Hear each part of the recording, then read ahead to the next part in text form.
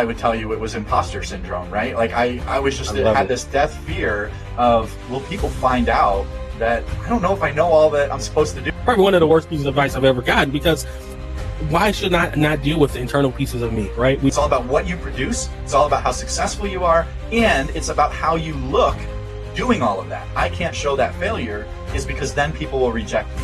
Then people will abandon me. You hit it on it a little bit, EI, right? Emotional intelligence, but I think you're talking deeper than just emotional intelligence. Performance is great, but when performance is flowing out of the wrong motivation, that performance is going to be short-lived. Ready to shatter the status quo and unleash your leadership potential? Sick of the same old tired leadership advice? Well, get ready to disrupt your thinking and transform your leadership skills. Welcome to Sound Leadership with DJ, the podcast that's about to challenge everything you thought you knew about leadership. Join DJ as he dives into the trenches with industry trailblazers, exploring the real issues leaders face today. From innovative strategies to proven techniques, we'll uncover the secrets to taking your leadership from good to great. Get ready to be inspired, challenged, and equipped to conquer new heights. Join the movement and let's redefine leadership together. This is Sound Leadership with DJ. Leadership redefined. Welcome to Sound Leadership with DJ, the podcast dedicated to exploring the essence of leadership. Here, we're all about connecting you with visionary thinkers and trailblazers who have reshaped the leadership landscape. Every episode is a new adventure where we walk side by side with leaders who have achieved remarkable success. We'll trace their journey from their humble beginnings to leadership prominence, uncovering the challenges they face and the wisdom they've collected along the way. In this episode, I am thrilled to feature Jason Stonehouse, the executive coach and founder of Life in Process, LLC. See, Jason has over 30 years of leadership experience, including managing multi-million-dollar organizations with multiple direct reports. He's also an author with 3 published books, including his latest, The Me I Want to Be, which has helped many discover the kind of life they long for. See, Jason's expertise focuses on freeing leaders from stress, freeing leaders from anxiety, and overwhelming issues that threaten their longevity and their performance. He'll be sharing his insights on why leaders focus too much on external success and how they can address the internal struggles that often go ignored. So join me as I talk candidly with CEOs, entrepreneurs, and community influencers just like Jason, as they share their stories and their strategies and their pivotal moments that define their leadership journey. So whether you're refining your leadership skills or just starting to carve your own path, Sound Leadership with DJ promises enriching content tailored just for you. Now, I want you to stay connected with us. I want you to follow us on our LinkedIn and YouTube at Sound Leadership with DJ, where we share behind-the-scenes moments. We share our bloopers. We share our highlight reel. But you can also follow us on your favorite platform. That includes Alexa, iHeart, Spotify, so much more. Simply search Sound Leadership with DJ and hit that subscribe button and never miss an engaging episode. Now prepare to embark on a journey of inspiration, empowerment, and transformation. This is Sound Leadership with DJ. Help me welcome Jason Stonehouse. Welcome, Jason. How you doing today? Oh, I'm doing great. Thank you so much for the opportunity to be here and to talk with other leaders and people who are trying to figure this thing out. Hey, I did that introduction. I talked about how you have over 30 years of leadership experience and how you've had direct reports and, you have all this success. You've wrote 3 books, but as I always tell people, it doesn't hold a candle to truly who you are. So even though that was my introduction, can you do a thorough introduction? Tell us who you really are.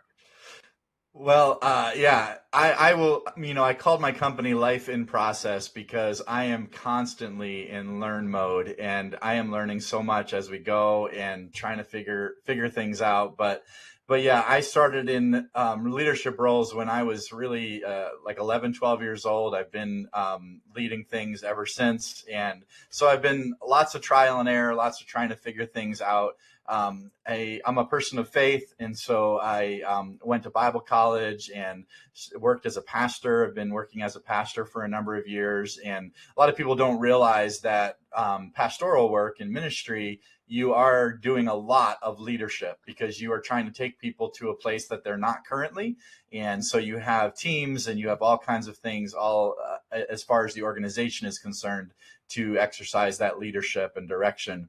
But recently, well, actually about 10 years ago, I was dealing with crippling anxiety, panic attacks, overwhelm, and a lot of it was very private because I felt like as a leader, I'm supposed to be the example. I'm supposed to be the model. And so I wanted to, demonstrate that confidence, and I got things together. I can handle it.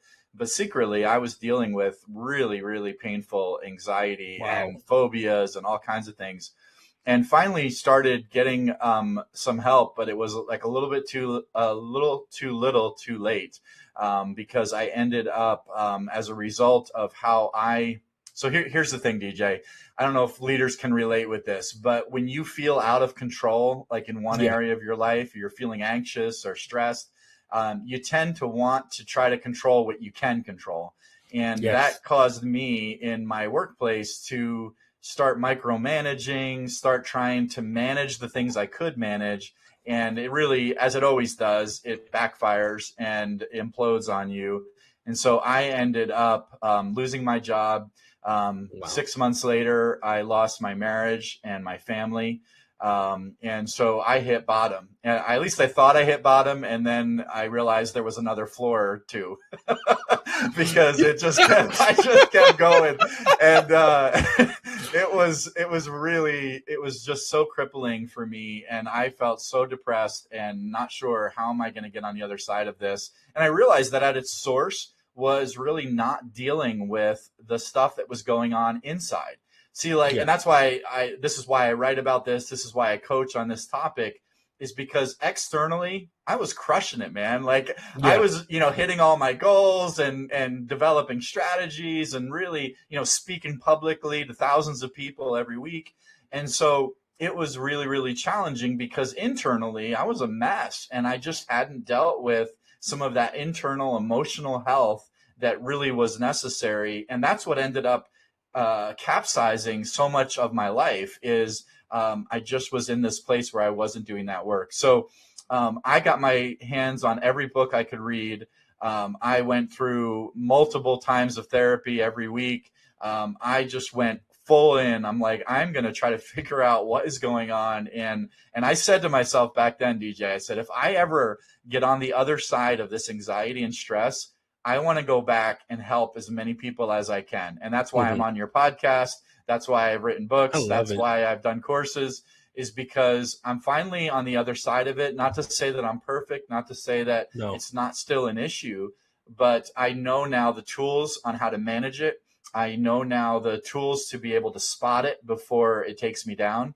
And I'm in the healthiest place I've ever been in my life, emotionally, relationally. Got remarried. I'm just, life is going really, really well because I've finally been able to manage the internal aspects of life. So yeah, I mean, there's so much more to my bio, but to be honest with you, my story, what I've just shared with you, at least pieces of it, is really, I think, the part that's most exciting to see that transformation that I've gone through just in the last 3-5 years. So.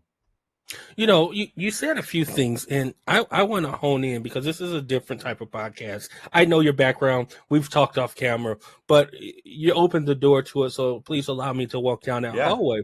What you said is, as a leader, you were crushing the external facets of leadership. You were hitting all your KPIs, but you weren't hitting the internal KPIs that we should be setting for ourselves. But I think what's very interesting is that you said you were a man of faith. You are a man of faith, rather, and a lot of times we as leaders hold our people as in those positions, whether pastor, clergyman, priest, at a higher level. And I'm sure you felt a sense of anxiety, right? As you mentioned, you didn't want to let people down.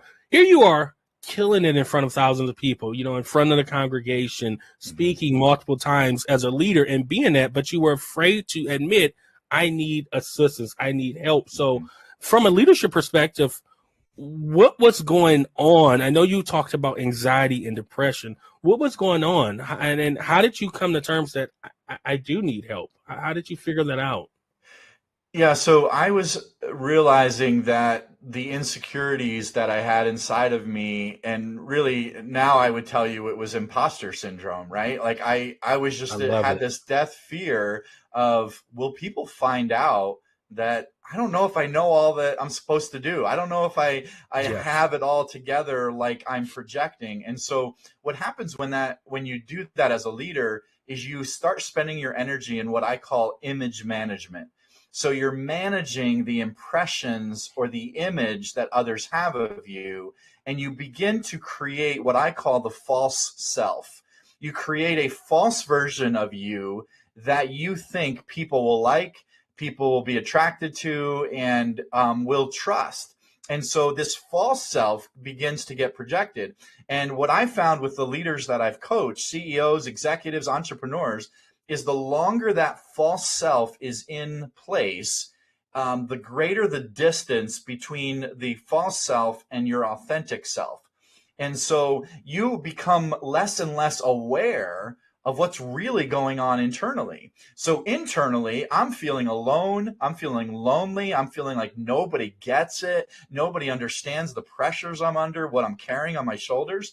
But externally, I've created this false version of myself that is attractive and charismatic Yes. and trustworthy and all of that. And so as that distance begins to grow, the unhealth begins to become more in the dark. It becomes more secret, and it becomes even unaware. I become unaware of it. I began to be like, oh, it's no big deal. Oh, it's no big Wow. issue, which is Yeah. why I'm really trying to ring this bell, because I know for a fact, DJ, that I am not the only leader who has No. tried to play that game for years and years and years.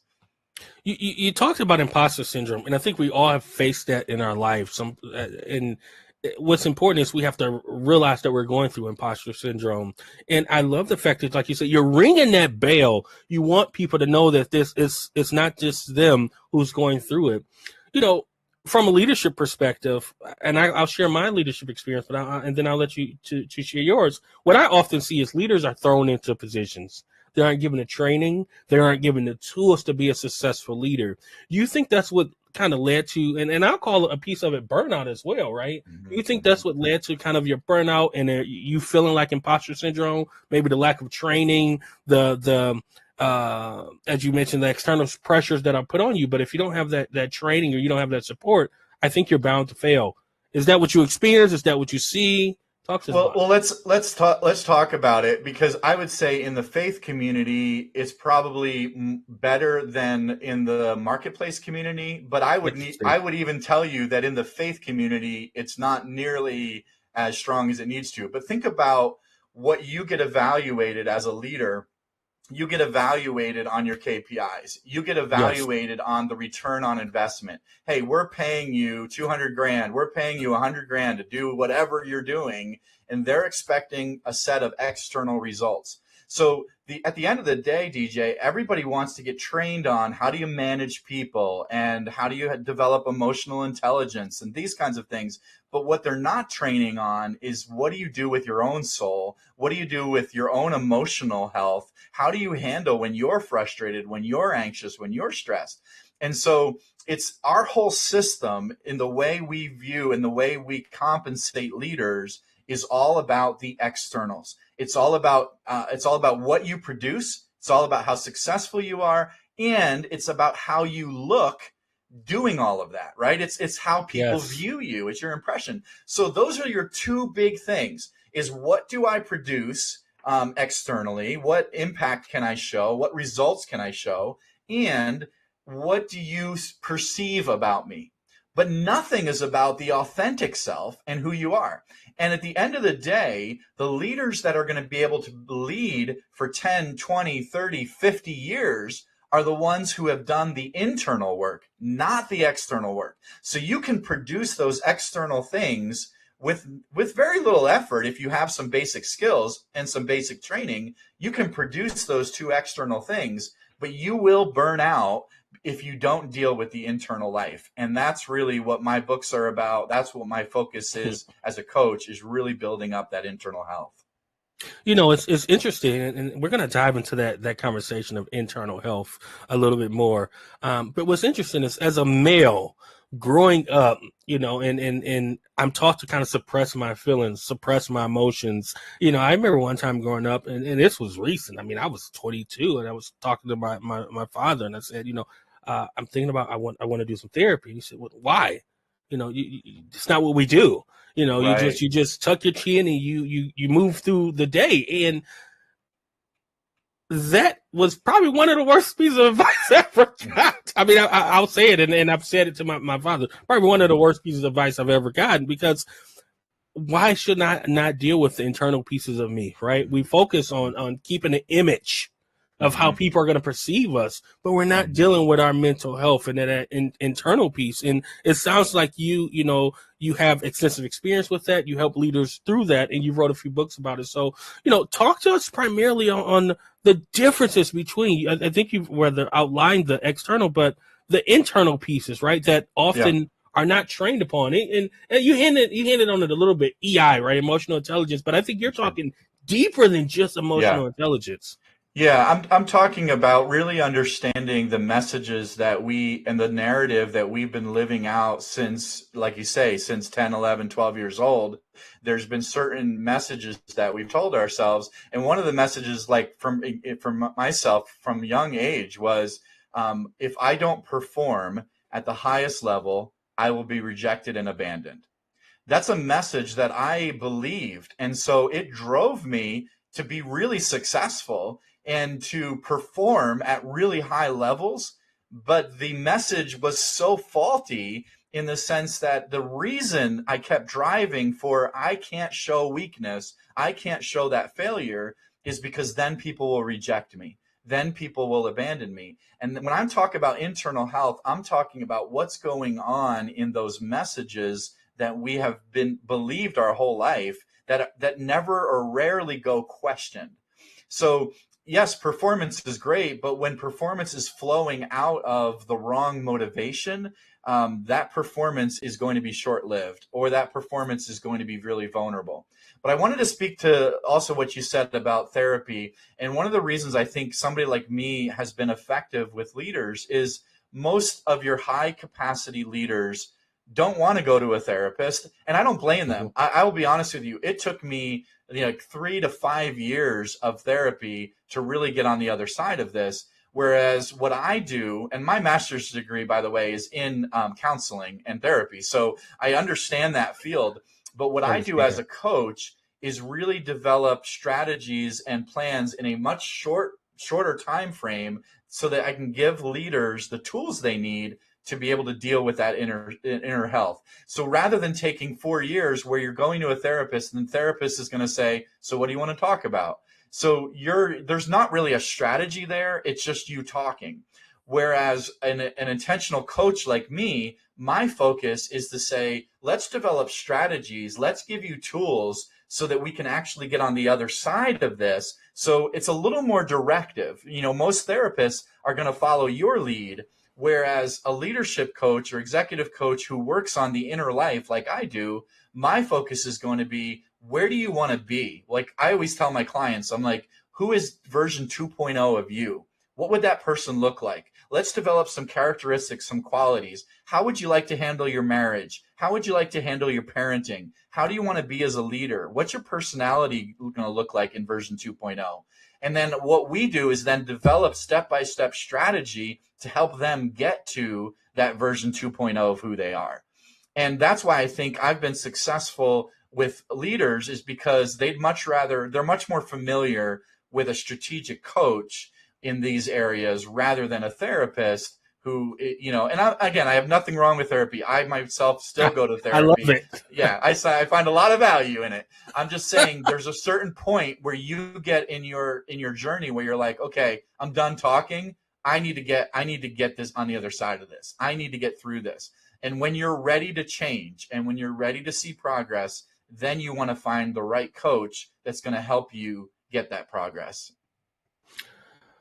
Jason, I appreciate what you're sharing with us. I think this is a good time for me to go to commercial. But when I come back, I got a question for you, and I want you to really reflect on it. So let us get over to commercial, and we'll be right back.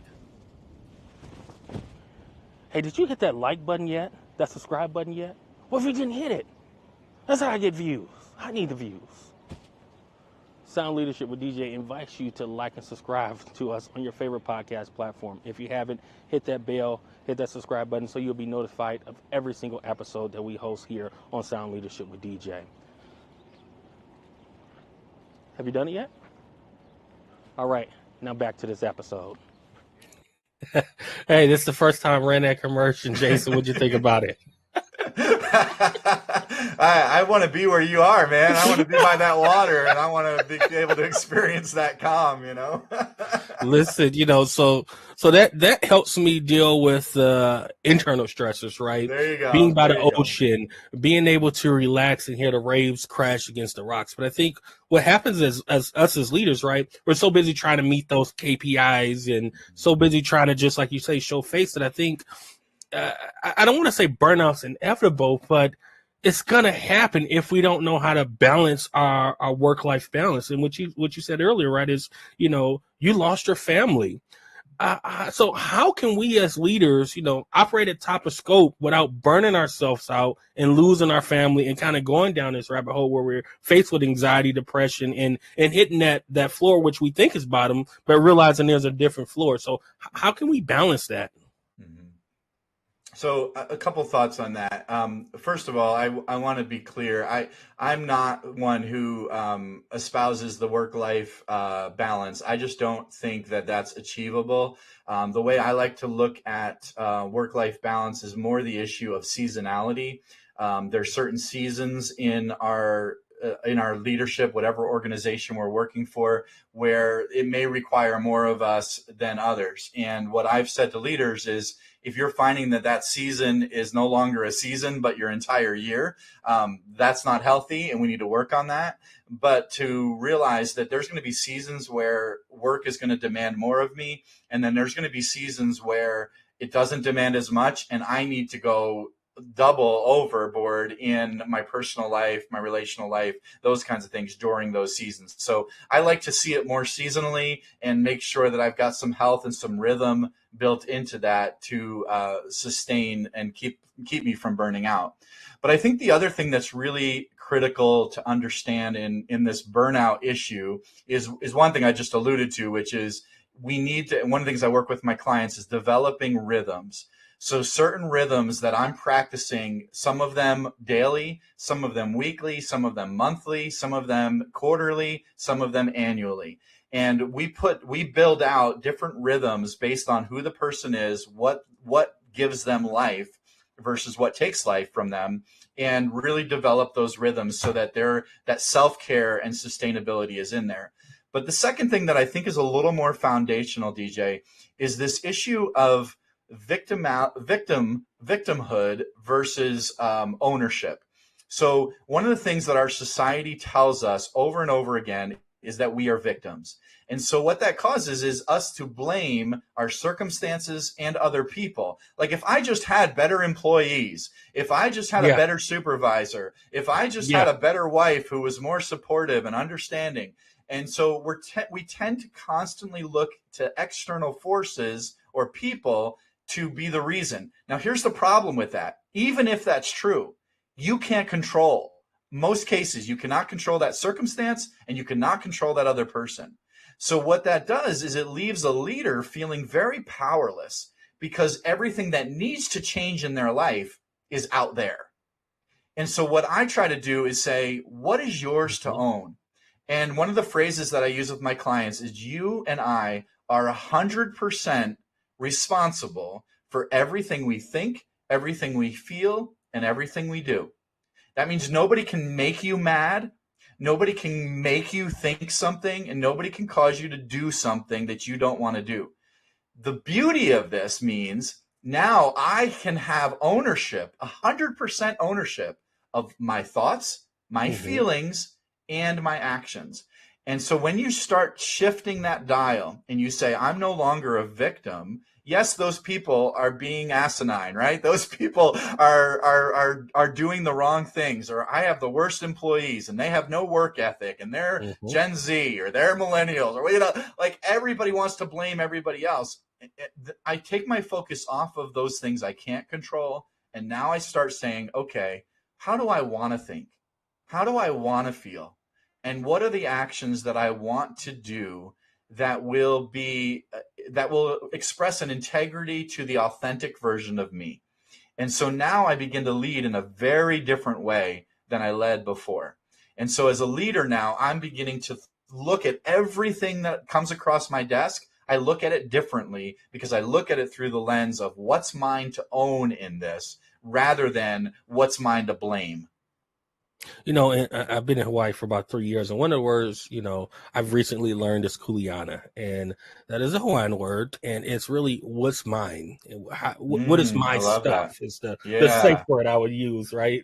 What Yeah, I is my love that. stuff, and what do I own? And I love what you're saying, because so many people, and including myself at a time in my life, right, will play victim to your point, right? Why am I not successful? What's going on? Who can I blame? Instead of looking internally and seeing what they can control. And I'll say that as I grew up in Detroit, Michigan, not the best area, and I go back home and I see some of the people I grew up with, and they're still there. They're still in that same rut. It's still Mm-hmm. somebody else's fault. It's still the Mm-hmm. man's fault.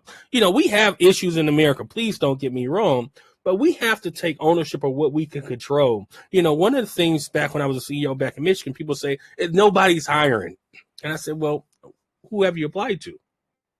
Mm-hmm. You heard those crickets? No, nowhere. Or I say, okay, let me help you. Let me see your resume. And they don't have a resume. So you expected someone to hire you without a resume. You expected someone to hire you without applying for a job, right? But it's Mm-hmm. everybody else's fault that you can't find it, right? Or you can't pass Mm-hmm. a drug test. I've literally seen people, before marijuana was more legal and more acceptable, lose a job, not get the job because they couldn't stop smoking marijuana. Jobs were Mm-hmm. offering, Mm-hmm. sometimes double, triple than what they were used to making because they weren't used to making anything, but it was everyone else's fault. And Mm-hmm. I think it's important as leaders, we have to self-reflect. And, for me, I think that's one of the things my wife say all the time. She says, you're really good at self-reflecting. You're really good as to analyzing what went wrong. And I try to teach that to leaders. Before I term somebody, before I have to reprimand somebody, I want to self-reflect. Did we give them all the tools to be successful? Mm-hmm. Did we Mm-hmm. provide the training? Did we document the training, right? Did we have A, B, C in order before we just say this employee is not a good employee? Because we Mm-hmm. quick to say that. Well, and the other thing too that I always will tell people is, have you clearly communicated your expectations of that person? I always tell people clarity is kind, but we're so nervous to say, well, I don't want to push them and I don't want to expect too much out of them. But making them guess on what your Yeah, expectations as a supervisor are is it's not not fair to fair. them, and it is not kind to them at all. So So, just to add on what you were saying, yeah. Jason, let's dive into leadership, right? Because Yeah, even let's go. more, I love leadership. I'm inspired by others. So I want to know, if you were to have lunch, what three leaders would you have at your table and what would you be discussing? Hmm. Well, yeah, you should have This gave me some season time to 3 think here. about that. Yeah, it's always challenging when somebody says, what are the top three, whatever, or even what's the best, blah blah blah, and I'm like, I can give you a couple of ideas, but I can't tell you my top three. But And it yeah, could be anybody, fictional or non-fictional, right? It can be right, anyone. yeah, I just want to yeah. know who's sitting at that table and what you're talking about. Right. Yeah. Yeah. I look at somebody, like a Steve Jobs, for example, who's passed away, Yes, obviously, but I would love to, he's not my type of leader, but one of the things that I really admire about him is his ability to kind of almost create desire for something that there was no desire for. So often what we're told today is, find a problem and then fix that problem. And I thought Steve Jobs was just brilliant at creating desire for something that you didn't even know you wanted, and so it's such a counter way of thinking about leadership, because so much of leadership is built around, well, identify the problem. And Yes. he was really looking to say, let's take life to another level. And it's not so much that there's a problem that we need to solve, but there's an opportunity here for something greater. So I definitely am inspired by that. I look at somebody like I live in Alabama right now, and Nick Saban was the coach of the Crimson Tide here, and just looking at him as a coach and doing some more study on who he is, I really resonate with that coach mentality, because you're really dealing with an idea of getting people to operate together, but getting people Yes. to connect together and then work to a common goal and developing our wins. And so at the end of the day, when you're like a football coach, for example, the win is not just the score at the end of the day, because Agreed. there's the defensive line has a win for them. We need to prevent this from happening. The offensive line has another win, and that's to keep people from getting to our quarterback. And so you have all of these different, what I call wins along in that sphere that ultimately lead to your big win. And I think that's a really important thing to understand as a leader. And that's why I'd love to pick brains with like somebody like a Nick Saban, or really any coach who's been successful in sports, because there are these little wins that I think are more reflective of what we see in our organizations today, because in certain departments, they have their own win that's going to lead to the ultimate win of the organization. But so many leaders have not done the hard work of thinking through, what is the win for my department? What is the Yes. win for my area?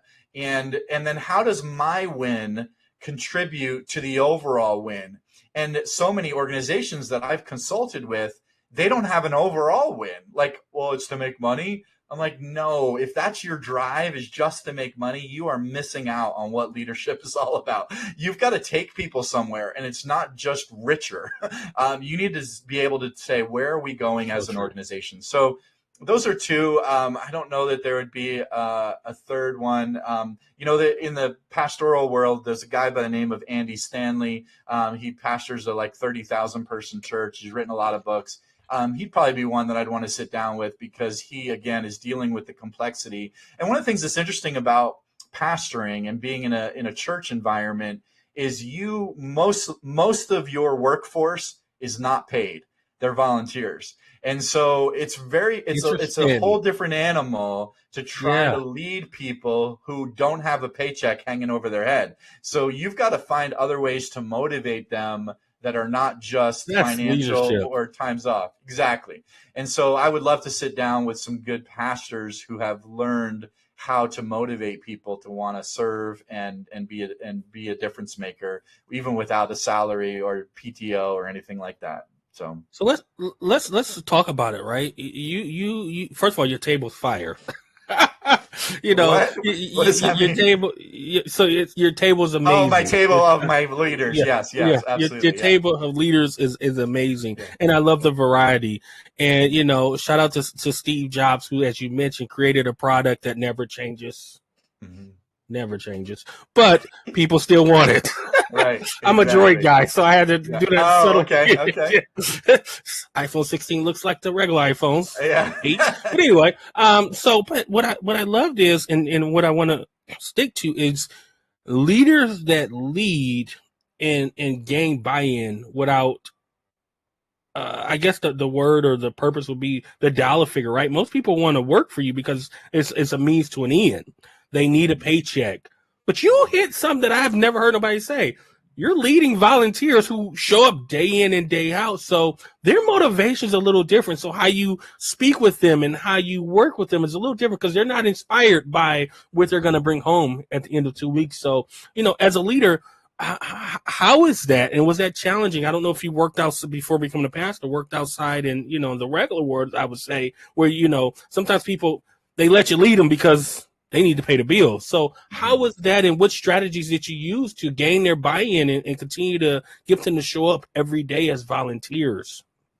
Yeah, I think what you're talking about in so many organizations is we have leaders who have positional authority, but they Yes. don't have that respect. They don't have that trust. Yes. And part of the reason I think is because all they have to work with is that paycheck. And well, if I give you a little more, will you do a little more? And to me, I think that's a very faulty motivator. So everybody wants to know that their life has made a difference. Everybody wants to do things that are meaningful. Everybody wants Yes. meaningful work. And what I've said to leaders over and over again is if you don't provide meaningful work for people, they will create it. They will try to find their own because it is a drive in every human being to be involved in meaningful work. So either you define it or they'll go find it themselves. And many times what I found is people are starting side hustles and things like that because what they're doing in their day-to-day, their 9-to-5 job is just about paying the bills. There's no meaningful work happening there. It's just what they need to resource their side 100%. hustle, which they feel is meaningful. So I think for us as leaders in organizations, it is our responsibility, it is our job to create meaning in the work that we are offering for people to do. And part of that involves a cause. What at the end of the day are we doing to make life better? What problems are we solving? How are we working together to accomplish those things? And if we don't have that and that's not compelling, people are not going to give you their best. Like I've had people on my staff who have taken pay cuts to work with me. And I say that I'm bragging a little bit, DJ, and it's partly, and I know that's really not always good for a pastor to do, but the reason I'm so proud of that is because that says to me as a leader, that's what I've always longed for, is I want to create work that people will say, you know what, I'll even take a pay cut to do that because that's so meaningful. I see vision in that. I see potential in that. I want to contribute to building that thing. And to me, I think if you can reach to that pinnacle and where you're creating that kind of work, people will be just coming at you from everywhere to say, I want to work for you. I want to be on your team. You know what? That's amazing. And I think as leaders, we have to be up to growing because, that what you just said, I mean, that's a brag. That is huge for people to take a pay cut to want to work for you. And I think, as a leader, that is one of the biggest things when people want to work for you and they show, I want to be here under this person's leadership. And obviously that didn't happen overnight. As you mentioned, you've read many self-help books. You've wrote some books as well. And one of your most recent one is The Me I Want to Be. So talk to us about the me I want to be. I think it's, yeah, I see it. There it is. So talk to us about the book. Shameless plug. No, listen, that's what we're here for. We want leaders to grow. We want leaders to be their best self. That is why I started the podcast. That is why I interview great leaders such as yourself. Sure. And I would say, even though this is a little bit more textbooky, the Calm and Confident Leader, this has more of the content that I've talked about already so far, which is that inner life, moving away from victimhood, understanding what's driving us, emotional health.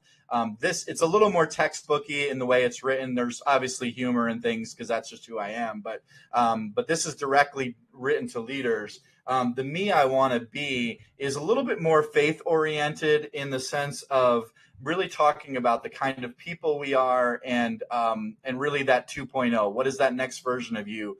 One of the chapters that I'm most excited about in The Me I Want to Be is really talking about how do you find calm in the midst of chaos. And see, what most people tend to want to do with chaos is they want to try to manage the chaos or they want to try to escape the chaos in order to find calm. So they go to places like Hawaii, right, DJ? And they want to hang out there. And they're like, I just need a vacation, right? I just need to find calm by going to Hawaii and get my peace on, And what that chapter talks about is if your world stays chaotic and everything that we're seeing in our world today is not showing any signs that it's going to get any less chaotic in the near future, right? So my focus is to say, how do you build an internal health that you're able to be calm even though you're in the middle of the chaos, even though your house is crazy, your kids are running all over the place, your wife or your husband is what they are, and you're just like, oh, there's so much chaos. how do you find that peace? How do you find that calm in the midst of that storm? And so that's one of the chapters I'm probably most excited about in the Me I Want to Be, is how do you I discover love that it. calm, and really brings you to a place. One of the most, even if you're not a person of faith, you're probably familiar with the 23rd Psalm, the Lord is my shepherd. A lot of times it's read at funerals and things like that. But there's so much in that particular Psalm in each one of those lines. And what I do is I break down each line in there and really show you how it becomes a formula, if you will, a secret to really discovering calm in the midst of the chaos that you find yourself. So that's just one chapter, but that's really what the focus of that book is really about developing you as a person so that you become the best version of you. And that's all we want to be, is the best versions of ourselves. And sometimes we're struggling to do that because we don't have access to people. We don't know who to reach out to, or our environment is just not the best. So, Jason, tell us something. If I'm a new leader and I'm looking to either grow my leadership skills or I'm looking to just dive into leadership, what would be that one piece of advice you give that new leader? Maybe your younger self. What would be that one piece of advice you'd give to them? The biggest thing I look for in potential leaders as I look to hire and things like that is I'm always looking for teachability. What I I found love it. is so many young leaders get in this mode where they think I have to prove myself. And what they mean by that is I'm not going to ask questions. I'm not going to do those things because I've got to prove myself. I got to show people that even though I'm a young leader, or even though and maybe I don't have the same credentials as some of these other people, I don't have as much experience, I'm going to prove to you that I can do it. And what I found is more people will be attracted to you through your humility rather than through your pride. They're going to be more attracted to somebody who says, I want to learn. I want to go to a peer. I want to go to a leader who's been leading longer than me. And I'm going to ask them, hey, I love how you do that. Could you teach me what goes through your mind on when you're faced with an issue like that? Or I love how outgoing you are. What did you have to overcome in order to be outgoing? I love how you are able to pause and not always react when somebody asks you a question. What are you thinking through in your mind that's allowing you to hold back from just wanting to let loose? You ask leaders, even people who are under you or on the side of you, you ask them questions like that. You show them a hunger to learn and to be teachable. I'd much rather have 10 teachable leaders on my team rather than one superstar. I really would, because I know if you're Love it. teachable and you're moldable, then I can help you and I can help you get to where you need to be. And I'm telling you, DJ, I have had lunch with people who I thought no way in a million years would they say yes to a lunch. You talked about the table before and what leaders. Yes. I've met with some really phenomenal leaders, and some of my peers have said to me, how did you get lunch with them? How did you get them on your podcast? How did you get, and I'm just like, it's just being teachable. People love to meet with people who are hungry to learn, not people who are trying to make I a name love for it. themselves, not for people who are trying to say, look how great I am, and look how much I can show you that I can prove myself. Those people are repulsive. They are not attractive. I love it. You've heard it. Jason, thank you so much. Tell You're them how welcome. they can reach you. Tell us about your website, how they can Sure. order your books, right? You have Sure. 3 of them. So, Yeah. this is a time, right? People want to know how to reach leaders just like you. And Sure. for what I've heard from you today, you went through a lot in your past. You are a man of faith, but what you've shown me and hopefully the listeners is that even as a man of faith, life still happens. Life continues to life, no matter what your job is, no matter who you are. You have to do the work internally to be your best self. We Yeah. all can put on a persona. Social media has allowed us to be who we want to be. I don't ever have to leave my couch. I can be strong. I can hit KPIs, but what we can't see is the internal depression, the internal anxiety. And it sounds like what you do is help people deal with that internal depression, anxiety, and how to deal with themselves and stop imposter syndrome. So Sure. how can they reach you and connect Yeah. with you? Yeah. So most of my books are on Amazon. So you can just search Jason Stonehouse on Amazon to get most of those books. But as far as my website, it's really simple. It's jasonstonehouse.com, jasonstonehouse.com. If you scroll just a little bit on that homepage, you'll notice that I have a bunch of free resources. I have one called the 5 biggest fears that derail our confidence and destroy our success. And it's just a free tool that I put together that allows you to assess what fears are playing out in your life. And so that's all on the website. I will tell you, DJ, like, because of what I do, kind of my day job, I haven't been able to say yes to as many clients for one-on-one coaching. So I took a lot of what I did in my one-on-one coaching with people and I put it into some online courses.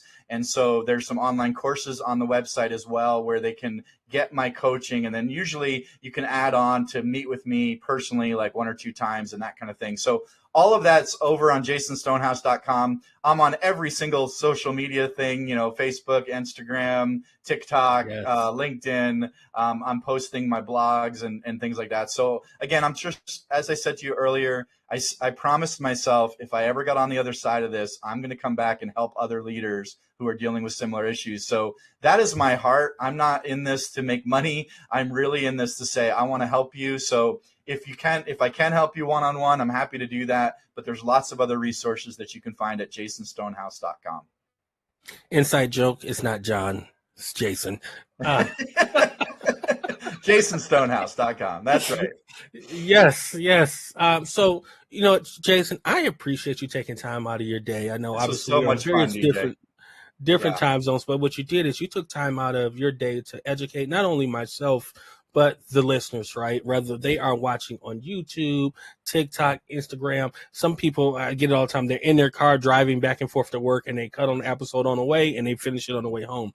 I'm excited to air this one because you talked about some of my favorite things. You talked about imposter syndrome. You talked about the internal locus of control, right? What can I control externally, but what can I control internally? And then what you talked about is one of the things I cold-heartedly love is the ownership, right?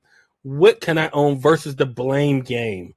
And leaders and people in general, we're great at assigning blame to someone else and really sitting back and saying, we must be great. Everybody else is wrong and doing this incorrectly. So, Jason, shout out again. How can they find you one more time? Yeah, jasonstonehouse.com. That's probably the best place. You can see my socials right there on that website. So go to that website, and I'd love to connect with you. And, man, this has been so much fun, DJ. I love what you're doing to help leaders. Thank you so much for what you're doing. Hey, and thank you. And to the audience, thank you for embarking on this leadership journey with me. It has been a pleasure to guide you through this. So thank you from everyone here at Sound Leadership with DJ. We hope that today's episode has been filled with insights, inspiration, and wisdom from Jason Stonehouse. If today's conversation sparked a new ideal, inspired action, or simply left you wanting more, we invite you to connect with us on all of our socials. You can find us on YouTube and LinkedIn at Sound Leadership with DJ, where the conversation continues. You can also find us on your favorite platform. Simply search Sound Leadership with DJ, hit that like and subscribe button. If you don't know, we're on Apple Music, Alexa, iHeart, and so much more. Once again, simply search Sound Leadership with DJ and hit that subscribe button. As we part ways today, remember, leadership is a journey and it's not a destination. Keep striving to learn and grow and never give up on your goals. We're honored to be a part of your leadership journey and look forward to welcoming you back to more enriching conversations here on Sound Leadership with DJ. Thanks for tuning into Sound Leadership with DJ. If you like this episode, be sure to subscribe to the show on your favorite podcast platform. Share your favorite takeaways with a friend or colleague. Leave a review and let us know what you think. And remember, leadership is not just a title, it's a choice. Choose to lead with purpose, passion, and impact. See you.